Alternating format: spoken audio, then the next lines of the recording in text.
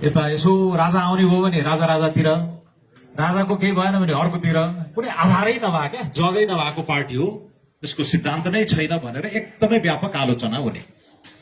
हार र हु अस्ति ओलीले खिस्याउन खोजे नि, गलत हो त्यो, तर हार र हुको सरकार जस्तै भनेर उनले अहिले होच्याइराखेका छन् सुशीला कार्कीलाई, किनकि निर्वाचनबाट आउनुभयो होइन। अब एउटा क्रान्तिको जगमा चाहिँ उहाँको सरकार स्थापना भएपछि यो राजनीति गरेका पेशेवरहरू के जिन्दगीमा अरू इलम नगरेका, अरू पेसा नगरेकाहरू, त राजनीति बाहेकहरू कुरा थाहा नभएहरूले चाहिँ पेसिट्युरी गर्ने के जाने छ त, कि उरन्ठेउलाहरू उफ्रिने हुन् यताउता भन्ने होच्याउने, यो राजनीतिको मोडल नै अब परिवर्तन गर्नुपर्ने छ होइन। हामी चाहिँ कस्तो खालको अब यो जेनजीले हामीले उठाएकै मुद्दाहरूलाई अलिकति तालिका अगाडि सारेकै हो, उनीहरूको निर्णायक हस्तक्षेप भनेर भनेको छ।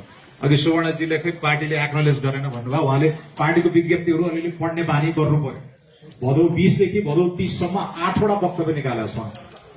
भदौ 20 देखि भदौ 30 सम्म 8वटा वक्तव्यहरू छन् होइन।